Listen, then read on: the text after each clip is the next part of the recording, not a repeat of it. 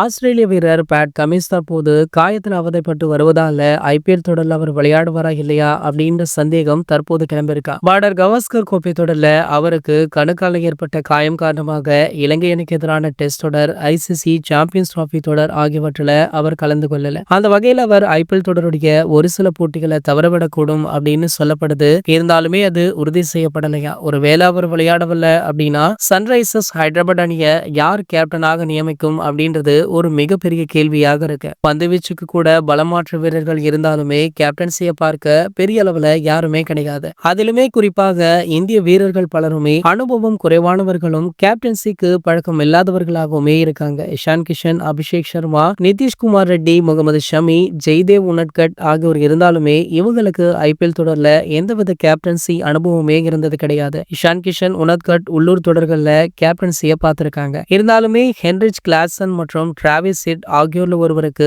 Captaincy கொடுக்க அதிக வாய்ப்பு இருக்கு. அதிலுமே ஹென்ரிச் கிளாசன் அவர்களுக்கு அதிக வாய்ப்பு இருப்பதாக தெரிவிக்கப்படுது. ஆகையால கமின்ஸ் இல்லாத போட்டிகள்ல கிளாசன் அவர்கள் தான் கேப்டன்சி பண்ணுவார் அப்படின்னு கிட்டத்தட்ட தகவல் உறுதியுமே ஆகிருக்கு. இது போன்ற ஐபிஎல் பற்றி வெளியாகிற அனைத்து செய்திகளுமே நீங்கள் உடனே தெரிஞ்சுக்க நம்மளுடைய தமிழ் நியூஸ் எக்ஸ்பிரஸ் சேனலை மறக்காம சப்ஸ்கிரைப் பண்ணிக்கோங்க.